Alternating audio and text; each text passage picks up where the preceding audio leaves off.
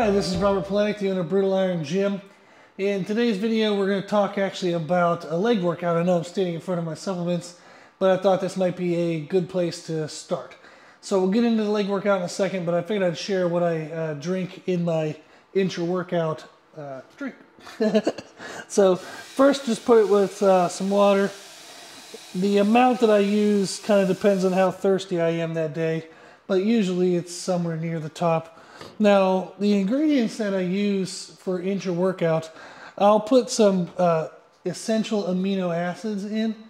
Now, this actually like for the flavor, and it is also nice because the amino acids, it's like a broken down form of protein. So the protein can get into your digestive system really fast, and that's really nice then when you're working out, you're creating a lot of muscular stress and damage. So it's good to get fast digesting protein in there to start kind of managing some of that stress. The other thing I'll add is sugars if I want some energy. So this is just Gatorade powder. This is the flavor I like. I'm actually going to skip this because I've already eaten some carbs for the day, so I don't really need that in today's workout. However, I am a little bit short in protein for where I want to be at this point in the day, so I'll add some protein into the mix. So this is just going to give me a boost on top of the essential amino acids. The essential amino acids is 8 grams of protein. This is from Muscle Meds Carnivore, so it's actually a beef protein.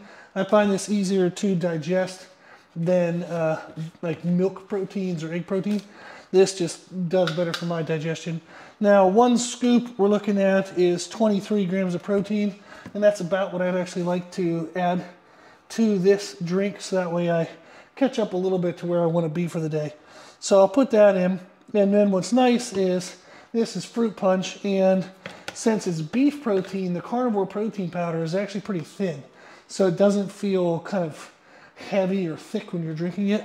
So fruit punch will match the fruit punch of the amino acids, so it matches well for flavor and taste. I then have from the company NutriCost caffeine.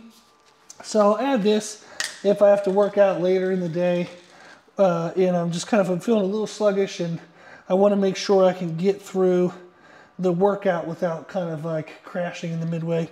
And then what you'll see I'm doing now is these come in pre-filled capsules.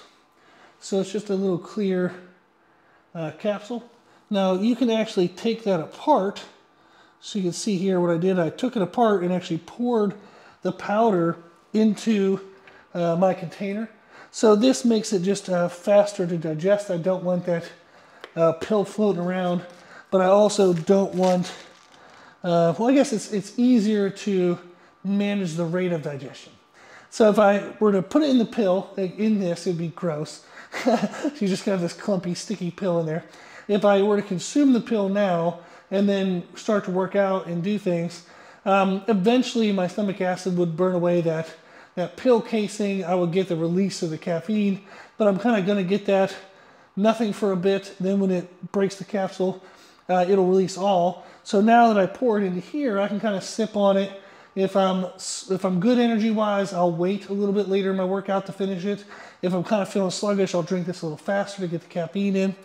Then to pair with that, I have niacin, which I just use I like the fact that it kind of gets your body warmed up. So you'll feel, if you take too much niacin, you'll feel tingly, itchy, and like a flushing sensation. But I actually like this because it makes me feel warmed up in my workouts faster, because your body gets kind of hot and the joints feel good. It kind of gets you into the workout. So same thing here, I will break that capsule open, pour it in, and then that gives me a chance to, again, regulate the rate in which I'm consuming the niacin. The last thing I throw in is acetyl L-carnitine. And what's nice about the company NutriCost is it's all really cheap. So acetyl L-carnitine is something that's supposed to assist in the breakdown of dietary fats and their conversion to energy. So the argument for like weight loss or fat loss is it helps utilize the fats so that way you can actually burn them off. It's something that I've given to a lot of clients over the years as an aid at the end of competition prep. And combined with everything else we have going on, which is a lot of stuff, it works. So I throw it in because it's cheap, and it's one of those things where I like the feel of it because it's worked with clients, and it kind of makes you feel like the energy drink, the workout drink has even more purpose. And since it's cheap, I'm okay with it if it's like a placebo effect. So, but again, I'll kind of break that open and pour that in. Now, the amount I'm using here is actually relatively low. It's only 500 milligrams. So when I'm wanting to do like more of a fat loss, so if I'm in a calorie deficit and I'm really pushing, I'll probably use 2 of these to get up to 1 gram. But when I'm just using it as, like right now, I'm actually trying to gain size. I want to stay lean, so I want to, it's kind of funny, this is you play these mental games. I want to have enough excess in calories and protein so I can build muscle tissue, but I don't want too much excess that I'm going to feel fat. So this is one of those goofy little mental games I play with myself is, if I take 1 when I'm trying to gain, then I feel like, oh, okay, you know, it's keeping me a little bit leaner, but it's allowing me to grow. Then when I'm in a deficit, I'll actually do 2 of them, and then that kind of can help me feel like I'm pushing harder into fat loss. I know that that's probably, it is arguable whether that's even having any effect whatsoever, but it works. Like so I said, I've used it for clients in the past. They all show up great on stage. You know, people have won drug-tested, non-tested cards, like, you know, clients, pro cards. So it works. It's one of the things we do. And, you know, if it ain't broke, don't fix it. So I'm always learning, and we're using other supplements as well. So this is one of those things where if somebody asked me what supplements are necessary, I certainly would not list acetyl L-carnitine. But if they're, you know, pushing at the end and they're like, oh, I'm perfect on nutrition, I'm perfect with my training, I'm doing all my other supplements, is there anything else I can add? And I'm like, well, how about acetyl L-carnitine? So we'll add it in that kind of situation. So that's the drink. So we'll just shake that up so it doesn't taste disgusting. And then I'll sip on this while I work out at whatever rate I feel like I want those ingredients. So sometimes I don't have the protein, I'll have carbs instead. You know, so it's just kind of a little bit of a mix each day on what I want from that drink. But I thought it'd be helpful to kind of share. So now we'll get into the leg workout. Now we're ready to get into the leg workout. What we're going to be going through today is I want to give an example of a format you can use to create your own leg workouts that you can personalize to your needs. The general format is going to be that we start with a weakness, and this will typically be done in some type of isolative way, and I'll get more into that in a second. So it's not something that overwhelms us, that kills us, it just targets a weakness and gets that muscle or that specific weakness, whatever that might be, whether it's a muscle or a positional aspect. There's a lot of options there, but it gets the weakness addressed fresh, early, when we have all the energy and the excitement of getting into the workout. Then we have a main lift for the day. Then we have our kind of complementary lift or lifts if you want to add more. For me today, I'm going to be starting with lying leg curls and calf raises.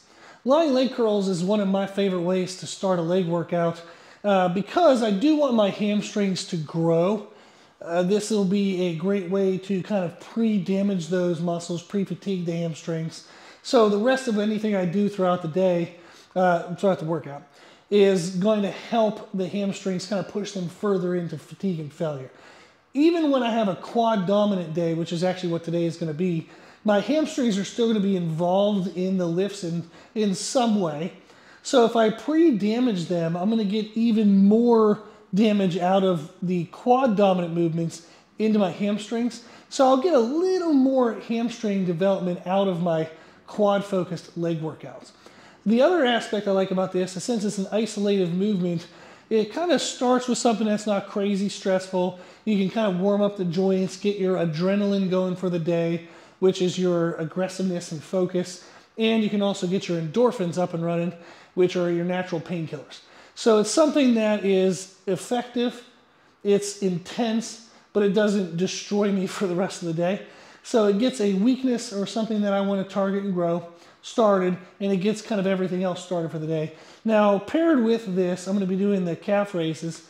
Calf raises, I train kind of not super structured. I do them 2 or 3 times a week, sometimes heavy, sometimes light. I do train my calves, but I don't prioritize them a ton. I just want them to look good enough and be functional enough. I have trained them in every possible way you can think of over the years. I've trained them every day in a row for 60 days. I've then took like 60 days off. And what I found is at 284 pounds, they grow well enough just by me walking around and being active. And especially when I'm doing my other type of athletic days where I'm doing jumps, or I actually started doing a little bit like sprint stuff and jumping and some other odds and ends. Especially if we do any kind of farmer's carries, yoke walks, any strongman stuff, just moving my own fat butt around builds my calves up. So that's something I can do. If you want to prioritize your calves more, then you would use them as I'm doing with this lying leg curl. You would start maybe every single workout with your calves. And that could be your weak point kind of starting movement. And that's something that's intense enough to get your adrenaline and endorphins up, but it doesn't kill you for the day. And it ensures that you get that weak point in when you have a lot of energy. So for example, if you had to do like, say, squats and deadlifts and then try to do calf raises, you're gonna be so exhausted your calf raises wouldn't get the best energy. Let's say maybe you wanna add, instead of these 2 options, maybe you wanna work on core bracing and kind of proper hip positioning, because that's something you struggle with in your main lifts. So you might start your workout actually with some type of core activity, core exercise, so you can get that mind-muscle connection with the bracing components, and then that could be your weak point. So the beginning of the workout is just something that's a weakness that you want to make sure you crush for the day. It's an easier start into the workout, gets everything up and rolling, but make sure it doesn't fall by the wayside at the end of the workout. So I'm going to get into this, and then we'll chit-chat for the next part.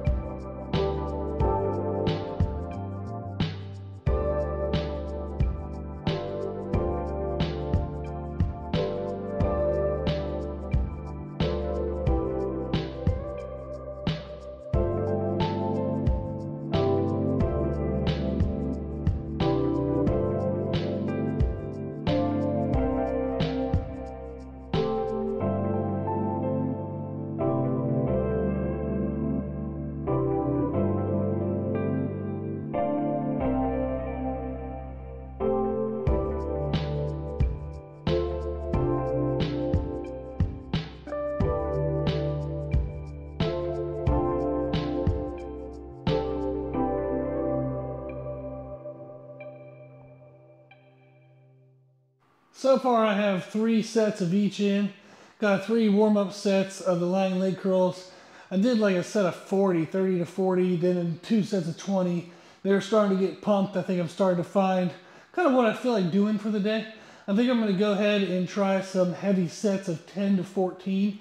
Sometimes I'll do them single-legged, sometimes high reps, both legs, low reps. We even have on this machine, there's an adjustment to do isometric contractions. So I'll play with that sometimes, either both legs or single leg. I think today I'm going to just stay both legs, sets 10 to 14. On the calf raises, I actually did them just 2 days ago.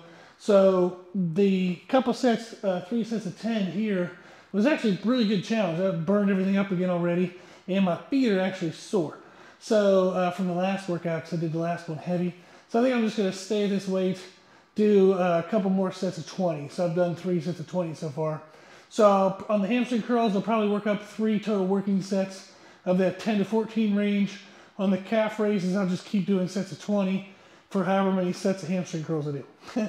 So when I do 2 weaknesses, sometimes if it's something that's like body weight or here with the calf raises, I already knew what weight to go to.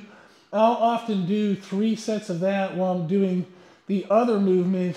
Like maybe it had like 2 to 3 warm-up sets before the real hard sets. So I'll put something paired with those warm-ups that's already hard. And then whenever I get ready for the heavy thing over there, I'll drop these out. So some workouts might be, 3 hard sets of calf raises during the 3 warm-up sets of hamstring curls. Then I drop the calf raises, and then I'll do 3 hard sets of hamstring curls, and then I'll move on. So there's a lot of free weight, free ways, free format. I don't know what I'm saying. There's a lot of ways to personalize this approach. You can do, single weakness, double weakness. You can superset the working sets together. You can take care of the working sets of one movement before you do the working sets of the other movement. There's a lot. And this is why I love this format. Although it can be a little overwhelming for people when they're playing with it, the benefit I like is when I write workouts for clients using formats such as today's format, there's so much personalization to it. So I love that. And I would encourage people to kind of work through what feels like a little bit of uncertainty with this format. You're going to feel like, am I doing this right? Yes. So whether you're picking 1 week movement or 2 week movements, whether you're doing them, both hard sets together or 1 hard sets first and the other hard sets while you're warming up the second movement, whatever, it's all of that is right. So it's trying to find, okay, the concept of the beginning is I'm targeting some weaknesses that are challenging, but they don't destroy me. They kind of get the workout started. They get my adrenaline going, my endorphins going. I know I got the weaknesses in. And then when I move on to my main movement, I'm warmed up, I'm ready to go. So if you're getting that sensation out of this weak movement or 2 movements, weak point focused movements, that's great. It works, it warms you up, gets the workout started. You know those are addressed, and now you can move on. So I'll go ahead and hit my hard working sets on this. I'm afraid I'll just let you know what I was doing in these sets.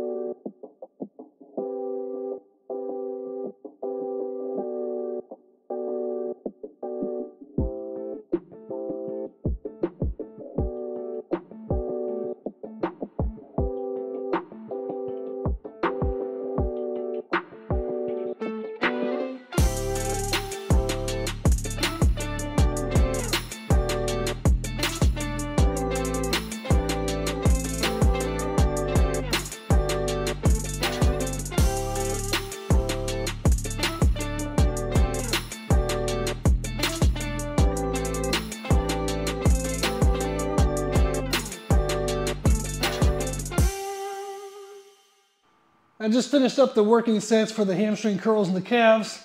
Excellent, very hard, challenging sets on the hamstring curls. The 3 working sets actually use different weight loads. The first set, I did a 2-count pause at the top of every rep. That was very challenging, but I went ahead and added weight. And then on the second set, I kind of did normal speed repetitions up to about 10, and then I did slowed eccentrics.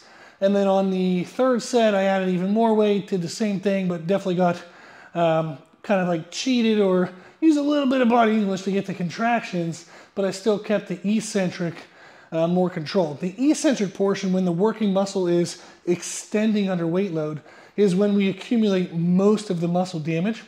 So typically, our muscles will fail strength-wise at the contraction first, meaning when the working muscle is contracting, that's the concentric portion. When it's contracting or shortening, so if I was doing a bicep curl, it would be the way up. If I was doing a leg curl, it was the way up. So we'll fail on the way up, but yet there's still strength, there's still kind of resiliency in the tissue, there's still more gains to be had if we were to also exhaust the eccentric. So if you're by yourself, you can use a little bit of body English, you can try to like cheat up the concentric a little bit, and then really try to slow down those eccentric loads. For like leg curls, for example, sometimes I'll curl with both legs up and then lower with one leg. Ugh, crazy overload. If you have a training partner, they can just help assist you during the concentric, and then you can have the full control to extend on the eccentric under control. So that was what I did for those. Calf raises, just kept it for sets of 20 the whole time. So I ended up doing 6 sets of 20 on the calf raises. I did 3 hard sets on the lying leg curls. So that was the beginning of the workout, the weak point or the weak focus. Now we're gonna get into the main exercise for the workout. Typically for this, I pick one muscle that I wanna emphasize in a compound movement, and I'm gonna do it by itself. No supersetting, just really, take the rest periods and crush that muscle. For today, my main focus is quadriceps. I'm actually gonna be using our hack squat, and this is gonna be relatively isolative to the quadriceps. It's still a compound movement, meaning other muscles are involved, but it's more isolative than, say, the leg press would be or like free weight squats. So I have a Kabuki transformer bar that I love squatting with. So sometimes I'll do heavy squats, sometimes I'll do the leg press. Today I actually want to isolate a little bit more into the quadriceps, take more of the lower back out. The reason why is I'm going to be traveling later in the week. I don't want my lower back to be tight or stiff or sore while I'm sitting while traveling. And I know that if I'm training later in the week, I'm going to have, the gym I go to doesn't have, when I'm traveling, it doesn't have quad equipment that I like. So I'm okay with the hamstring stuff they have. So I'd rather save my lower back to do like stiff leg deadlifts and some other elements at that gym. So by switching my main movement to being, still my main focus is quadriceps, but to have it be more isolated where it takes more of the lower back out is just a strategic move, knowing what my next leg workout is going to be in the week. So you can kind of play with that based on what your needs are. If you know your next workout in the week might not happen or it has to be very short, you might pick a more exhausting, fully demanding type main movement, maybe a free weight squat. And then that would make sense, because that way later in the week, if you don't have as much time, you can be a little bit kind of lighter in the movement choice, meaning like less warm-ups are needed, less overall weight loads are needed.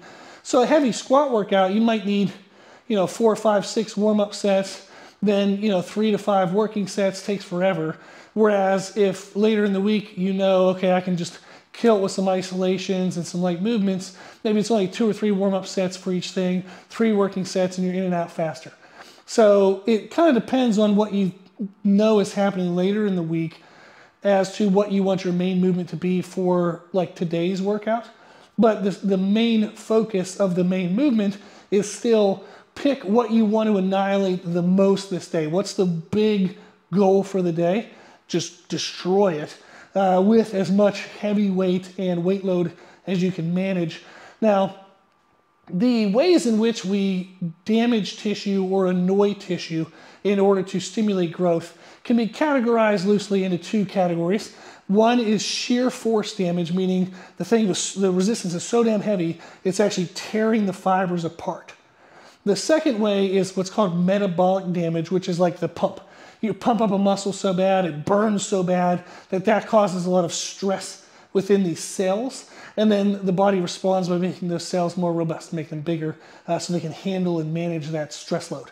So we know shear force and metabolic damage are the two main ways we can stimulate muscle growth. In the main movement of your leg day, you want to be going for shear force damage, heavy stuff.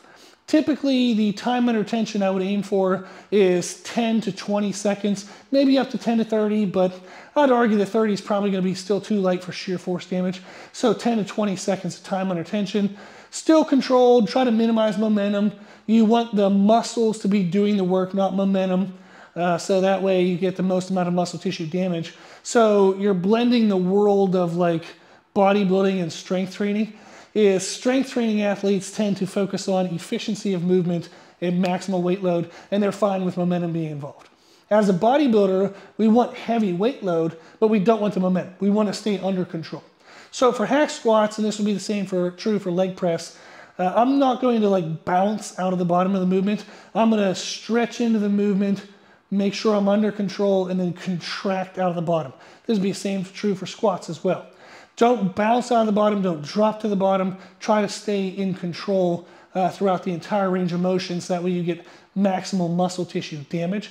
It's better for you to say, only do sets of 5 reps, but they've all been controlled, than 8 reps and they were kind of sloppy.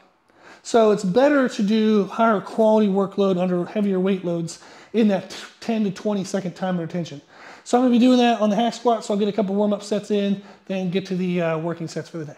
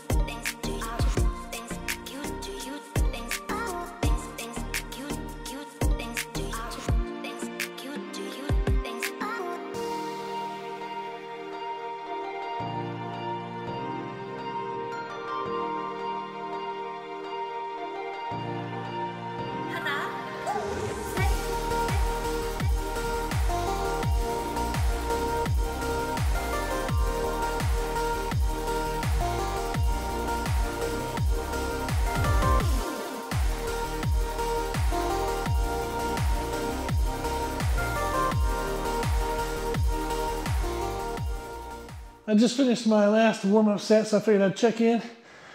I worked up to 2 plates on each side. I got a set of 8, which I would typically consider a heavy rep range. But when I look back at the time in the video, it took me 40 seconds to do 8 reps because I was really controlling the eccentric.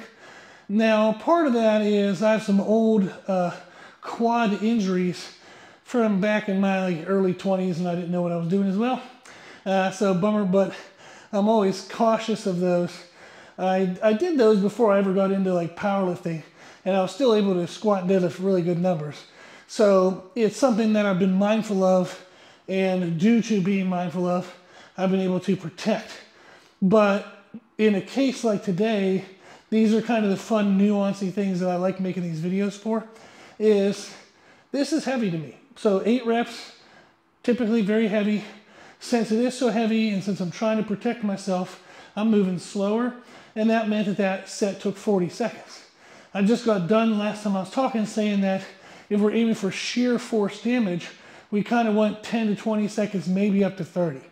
So what this tells me is I need to, well, not need to, but I can explore either lowering the rep range and maybe kind of like one of those things is what I'm going to do, is I can use this weight, try to move a little faster to get to 8 reps. But if I move faster and I get to 8, it's going to make it easier. So therefore, I would need to need to add weight. So I want to go ahead and add weight. I'm going to add a 25 on each side and go for maybe a set of 6. I'm going to still control my eccentrics If at any point anything feels kind of questionable, I'll just stop the set there. So if I only get 4 reps in and it kind of feels iffy, I'll just stop. Let's say then that if I have to stop short due to just fear of injury, if I'm worried, am I going to get as good of a workout if I'm stopping my sets short? Well, if I typically would aim for 3 working sets, if everything went well, meaning it was max intensity, max everything, great stimulus, usually 3 working sets is what I aim for per exercise. So if I'm getting what I fear might be a sub-maximal stimulus, I'll try an extra set. Maybe I'll do 4 sets or even 5 sets. So I wouldn't risk the injury trying to force more intensity into 3 working sets. I would kind of make an adjustment by adding an additional working set if needed.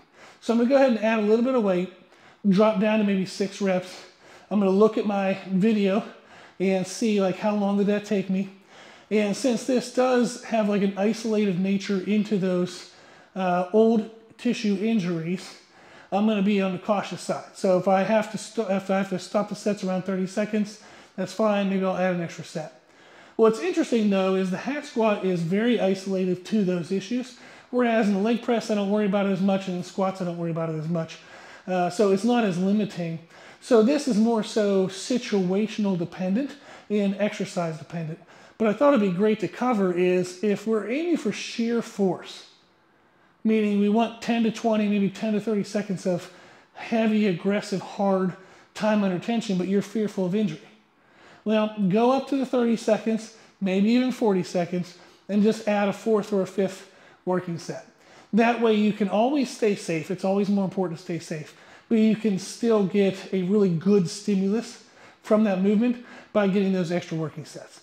So I'm going to add the weight and start into my working sets for this movement.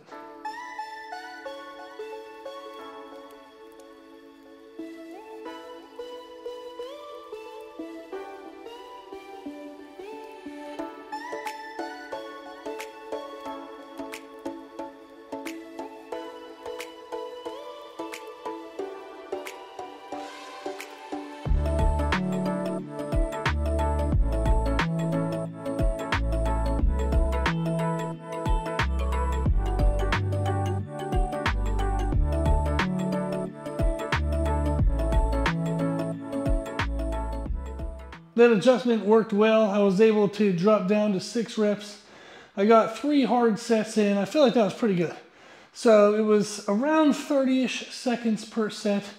It was a good mixture of that sheer force, heaviness, but staying safe. So that's kind of a fun example of how to work within the guidelines, but personalize to your individual needs and any concerns or like injury, issues, anything that you need to personalize or adjust for. It's just cool to know that you can get great workouts even working around issues.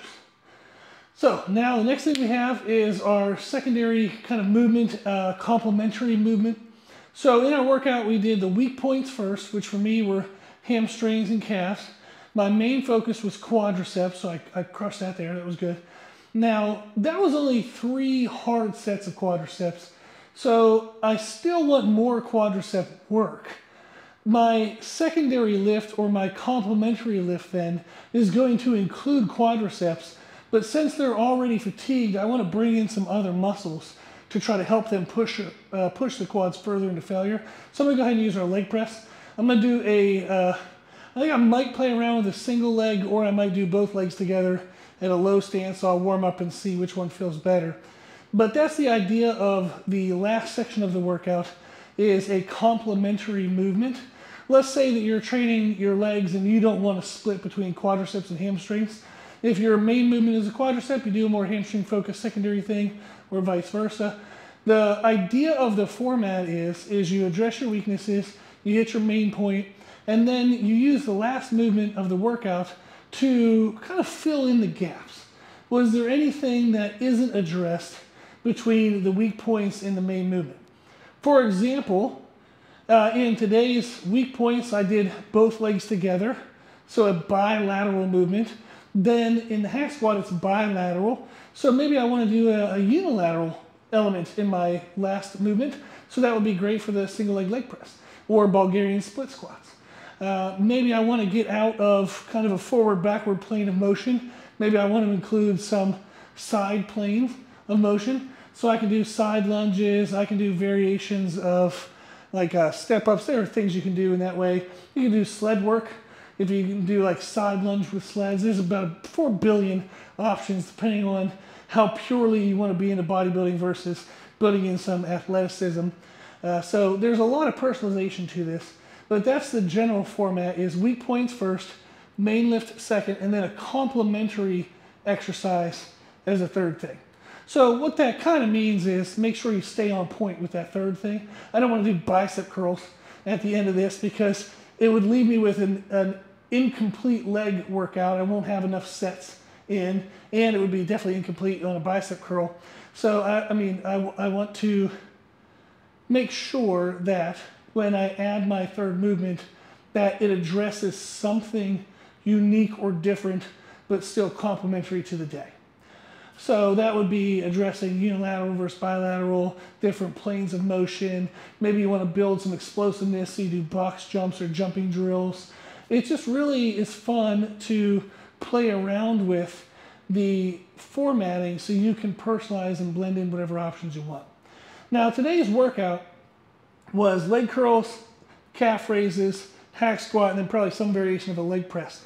Now those are 4 movements. That's on the lower end of kind of total volume. I would typically, for a client, maybe do the last thing, maybe do 2 exercises, kind of circuited back and forth. So that would be an option that you can do as well. So you have your weak points, you have your main lift, and then maybe your complementary lifts would be 2 movements. So you could do, maybe stiff leg deadlifts and walking lunges. And that's a great complement to hack squats. The idea of this is just to kind of have that underlying structure that we know we're getting the elements we need in, and then building in how we fulfill those elements as best fits your needs. So now I'll go ahead and warm up on the leg press, figure out what I want to do today, and then we'll catch up on that.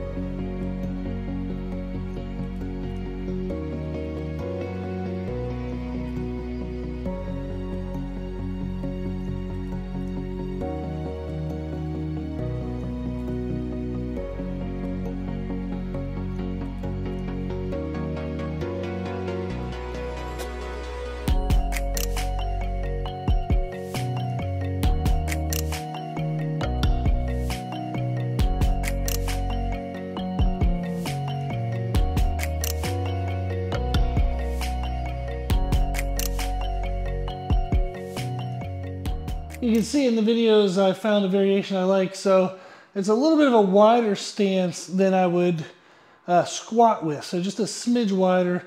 Toes are out a little bit, low on the platform. What I liked about that is it included more of my adductors, and it's helping to get some of my outer glute by having to maintain that external rotation of the knee as I'm descending in the leg press, as I'm bringing it down. I don't want my knees to cave in, so I have to contract through the outer glute to try to hold that out position. So that's great, is it's going to target my quads, the main focus of the workout.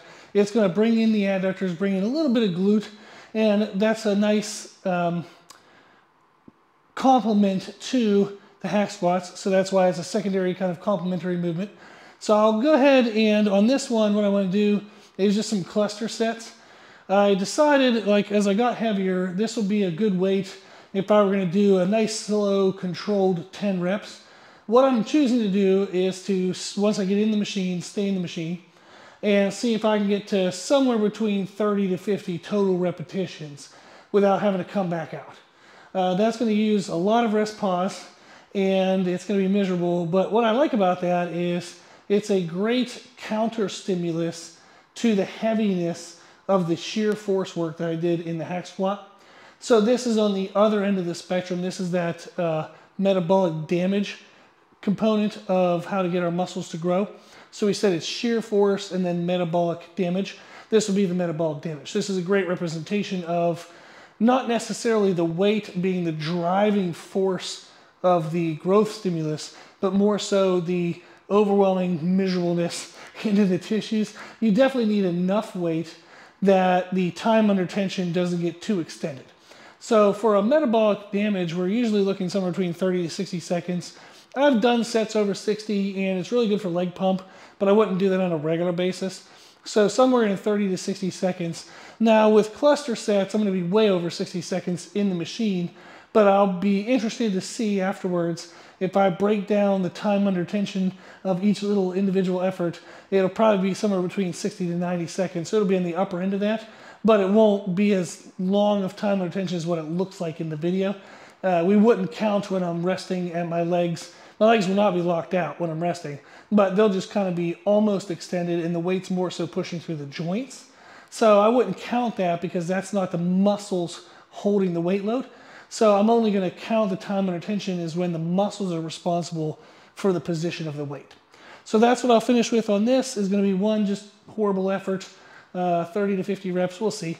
I might have overshot. Maybe I won't even get to 30. Who knows?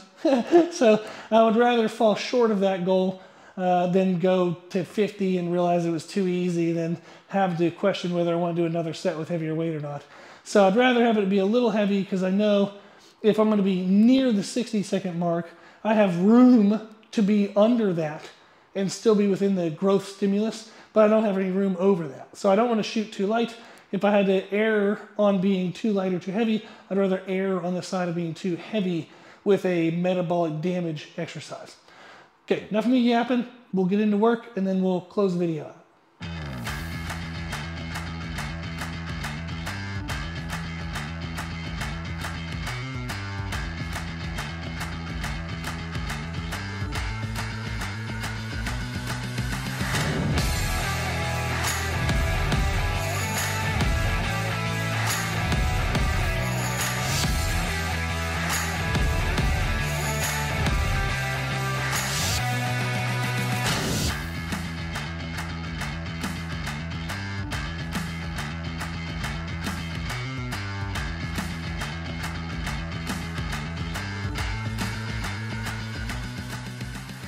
Yep, I overshot the weight a little bit, so I got 23 reps.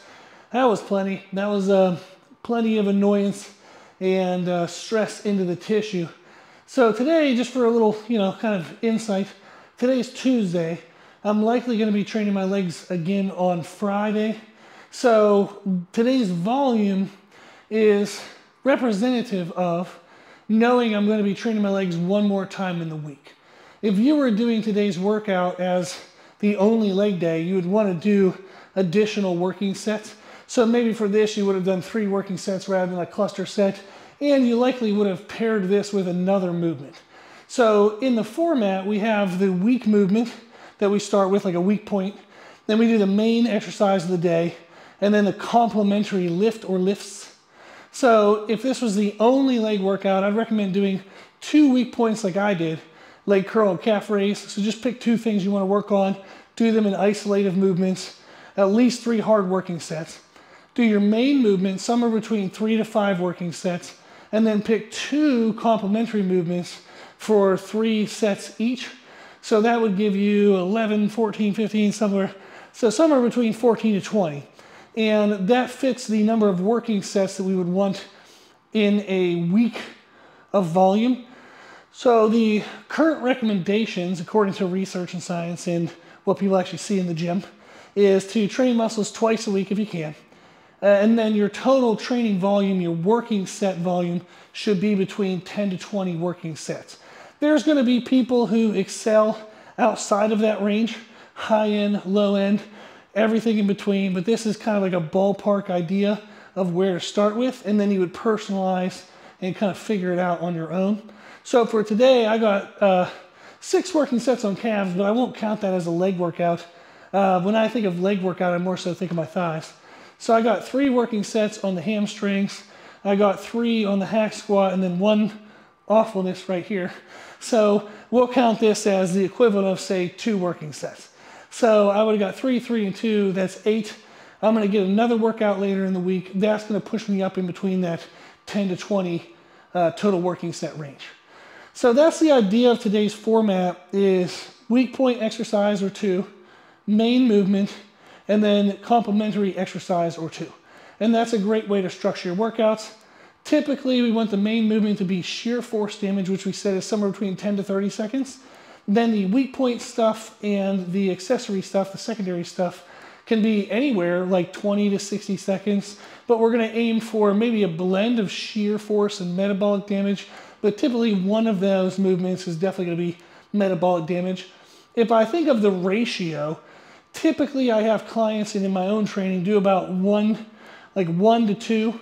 So a third of your training would be sheer force, maybe a quarter to a third, so 25 to 33% of your working sets will be sheer force damage, and the remaining would be the metabolic damage, or a blend of the two, but definitely not crazy, stupid heavy.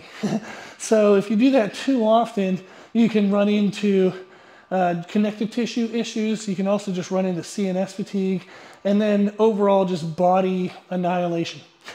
So we want to train in a way that's optimal for growth, not just beating the crap out of the body and hoping we can out-eat and out-sleep that stress. We want to create the right amount of stress and maybe a smidge under so we don't get hurt. And then you do that forever. So muscle growth is definitely a long game. I'm 40 years old now, and I started lifting weights when I was 16. Started working out when I was 15, but that was body weight stuff. So I've been lifting weights since I was 16. It's 24 years. Now, when I graduated high school, after 2 years of lifting, I was only 165 pounds and skinny fat. You could grab a fat roll around my waist at 165 pounds. I'm now 284, and you can actually kind of see my ab outline, so that's pretty awesome. I'm way leaner now, even though I'm 100 pounds heavier. So I have made a huge change to the way I look, but it's taken some time. You know, so it took 24 years to gain over 100 and some pounds of muscle, which I'm extremely grateful and happy for.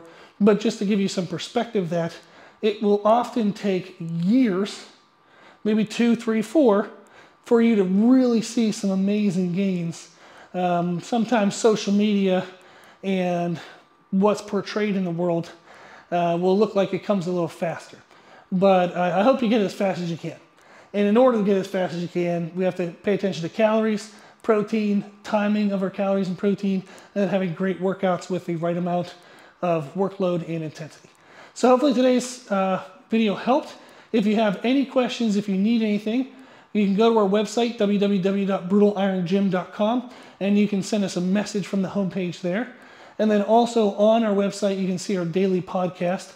At this moment, we have over 1,900 episodes that cover nutrition, training, mindset, and listener Q&A. So if you have any questions you want to hear in a podcast, you have any questions you want to see addressed in a video, just let me know on the website and I'd be happy to make that for you.